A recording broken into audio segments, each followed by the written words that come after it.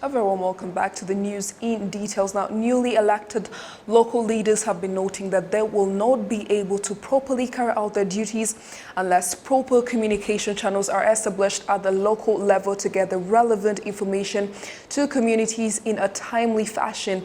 Meanwhile, the Minister of Local Government has vowed that this will be the first issue to be addressed. Deo Irachiza campaigned before the voting committee of the Ubumwe settlement in Gasabo district, Kigali city, on Saturday, campaigning to election as the local official in charge of the settlement security. I would use that opportunity to assist my country as a young man, using my physical and mental strength. I'm confident in my abilities. Those elected to various positions at that local level, however, asking that certain things be done so that they can effectively carry out their responsibilities.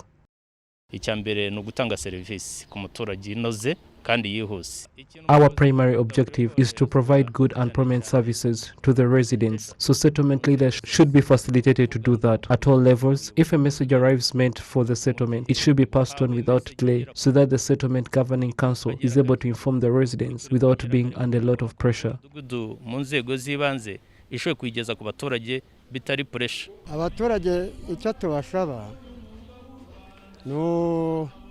All we ask of the people is that they participate in all government programs. We ask that people in the settlement participate in things like community work and meetings.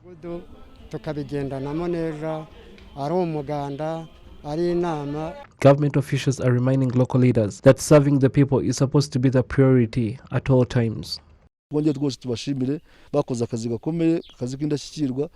want to first once again commend the good job that was done by the outgoing team of local leaders, because their legacy will live on, and also ask the new team to continue that good performance, drawing from the experience of those who will be staying on. The local residents are the focus of everything, and whatever a leader does should be of their benefit. That means the new settlement leader and their governing committee must assess the situation they find themselves in, take stock of the most vulnerable people in society, and prepare an action plan for their 5-year mandate on how they work with others at the cell, settlement and district level and beyond to transform the lives of our people.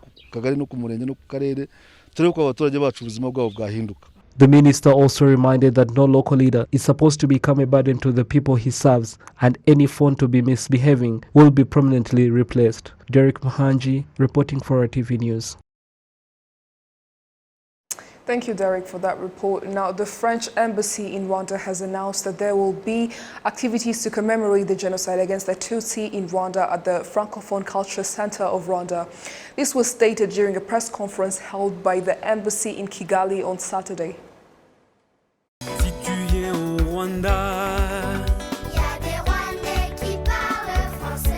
The Francophone Culture Center of Rwanda helps young people as well as adults to relax through music and games, as well as gaining knowledge through reading.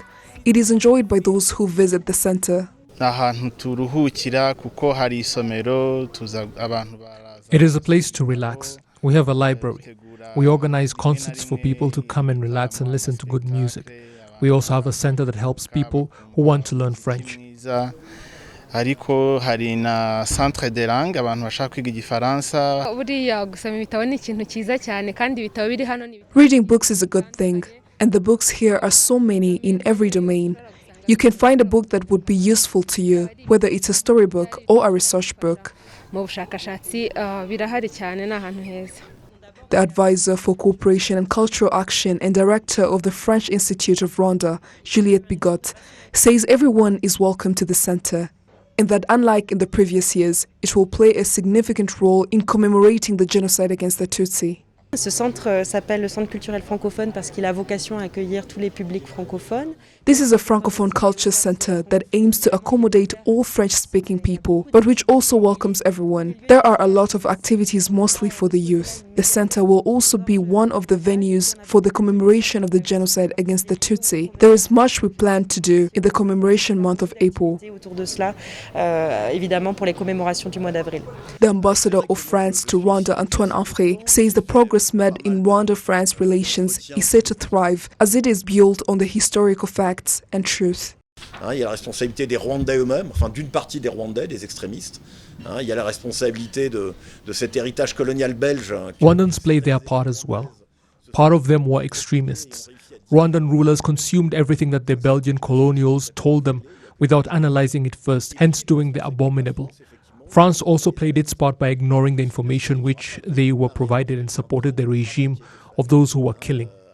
I hope that the progress that has been made continues to strive, as much has been done by historians, researchers, and the French authorities. The Francophone Cultural Center is proof of the reconciliation and the progress that has been made. C'est un outil au service de cette réconciliation, mais je dirais que cette réconciliation, objectivement, elle est plus qu'entamée. The French ambassador to Rwanda also announced that the Minister for Europe and Foreign Affairs, Jean-Yves Le Drian, will represent France at the AU-EU summit here in Kigali next week.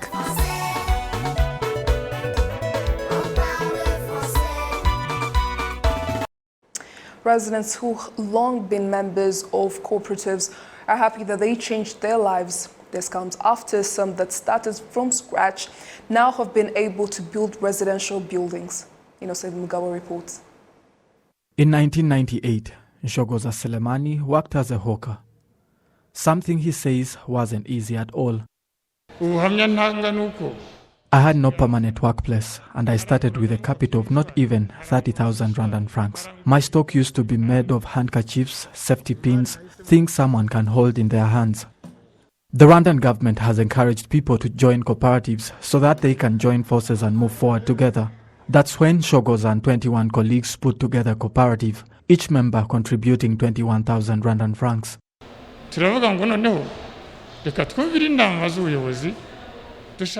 We had a lot of challenges due to the disorganized nature of our work, so we decided to listen to what the government was urging us.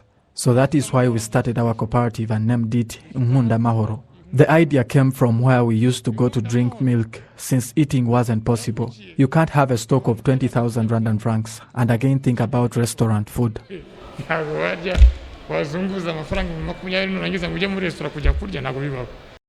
The government offered them the place to work free of charge, not forgetting 10 wheelbarrows, among others.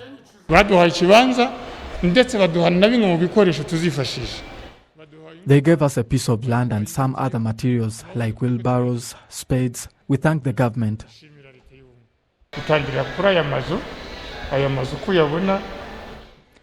Shogoza Selemani with use of some photographs. He showed me proof of where they started from. Indeed, it was such not an easy journey.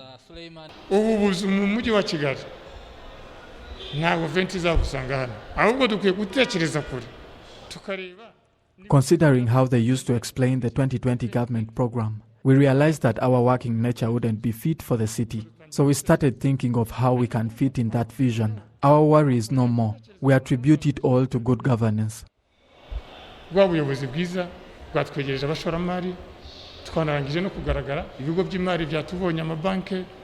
With their determination, things worked out for them, reaching a stage of constructing a 3-floor building worth 3 billion Rwandan francs.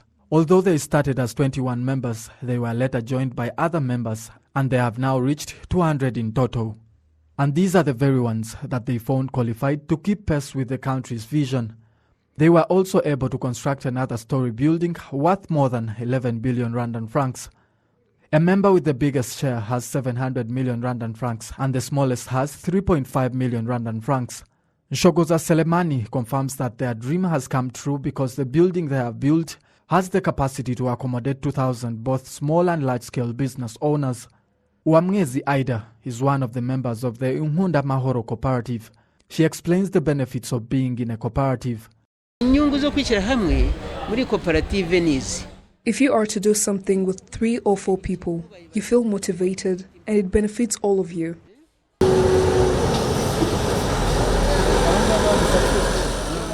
On the other hand, Kotramaveka Cooperative deals in supplying goods in and out of the country.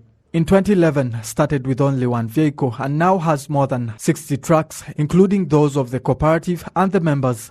They attribute this to working in an organized manner, the reason why the cooperative continues to make profits, now reaching a capital of 500 million Rwandan francs, as explained by its president, Morangira Faziri. Ibanga burya nuko kugaragariza buyoboye ibikorwa uko bihagaze The secret is being transparent with your members. If there is a problem, you sit and discuss it. If it is a loss, you show everyone how it came about. Professor Harerimana Jean Bosco, the Director General of the Rwanda Cooperative Agency, says that production from cooperatives is visible, only that there is a need to increase efforts in their sustainable management. We want cooperatives to employ professionals, to reduce the risk of mismanagement and not making profits.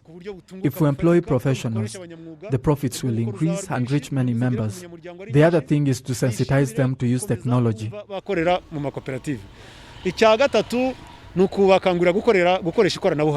There are 10,369 cooperatives in Rwanda with more than 5.3 million members.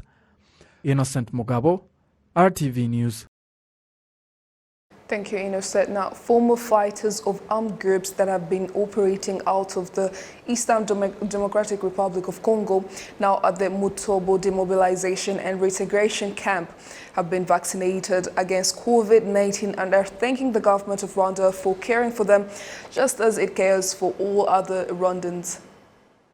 The individuals that have been given the Pfizer vaccine belong to the 67th, 68th and 69th groups to arrive at the camp after leaving the armed groups in the Eastern DRC and range from 18 to 54 years of age. I am very happy because it is extremely hard to get this vaccine, especially in neighboring countries. Here it appears to be quite easy, and I am especially happy because the government clearly cares about our welfare and considers us to be Rwandans just like everybody else. The fact that we came from the forests of the DRC and have still been vaccinated is very significant to us. It shows that we are not discriminated against and have gotten the vaccine following the age protocols of the rest of the general public. Those who have been vaccinated recognize that it has been made possible thanks to good governance.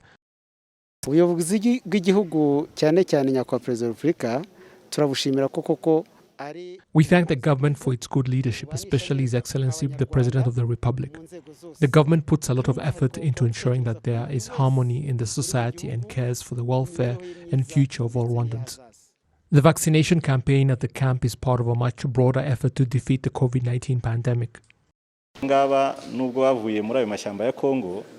It doesn't matter that they came from the forests in the DRC because they too can get COVID and become very sick. Besides, they are Rwandans as well. All we ask is that they continue protecting themselves and others from COVID. Those still risking their lives needlessly in the jungles of the Eastern DRC are being urged to return and join other Rwandans in nation building.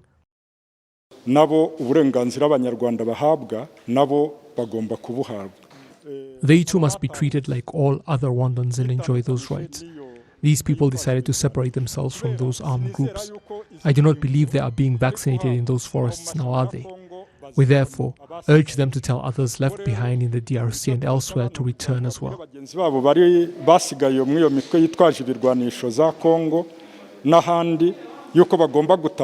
198 people had previously been vaccinated at the camp, and on Saturday another 497 got their first jab.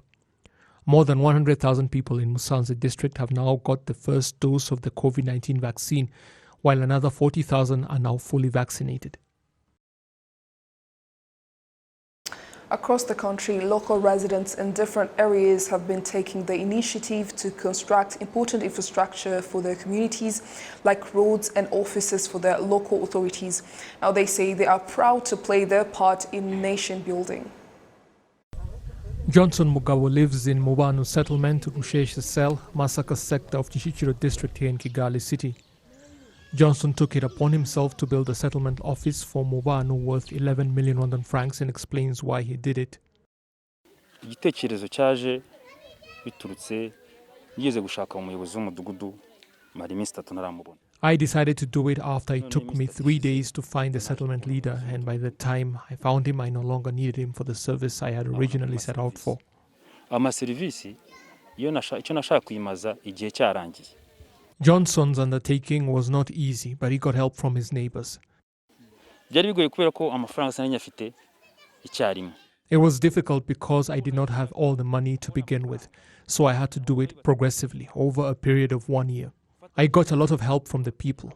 They were my strength, some of them builders by trade. Those who did not actively participate provided ideas and moral support. The people of Mubano did this, and I thank them for everything they provided. Johnson Mugabe is very proud of his achievement. I am very proud of this and happy too. This is certainly better than keeping everything for yourself. Johnston's story is not unique, as people across the country have been coming together at the local level to construct things like neighborhood roads and other important forms of local infrastructure instead of waiting for the government to do it for them. Members of the civil society have noted that the more communities engaged in the construction of such infrastructure, the better they maintain it, and thank the government for encouraging people to take bold steps like Johnson did. On Saturday evening at the Kagitumba border in Nyagatare district, the Rwanda Immigration Service received 47 Rwandans who were deported from Uganda. They include 29 men, 9 women, and 9 children. Some of them had spent more than 5 months in various prisons in Uganda. These Rwandans who had been held captive in Uganda testified that they had been taken to prison on charges of spying for Rwanda and that some of them were tortured and their property was confiscated. They say that they worry for their family members that are still in prison.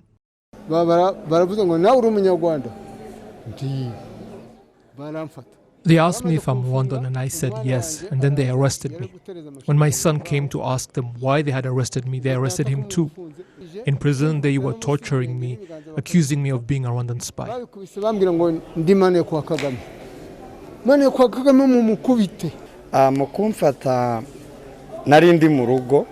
I was at my place sleeping and I heard people knocking. When I opened the door, 8 armed soldiers entered my house and asked if I have a gun. I told them that I didn't own any. Then they asked me why I would be spying without it, with my reply being that I was not a spy and just a resident. They then demanded for documents and I showed them. They took all my belongings. They would take us to safe houses and torture us there.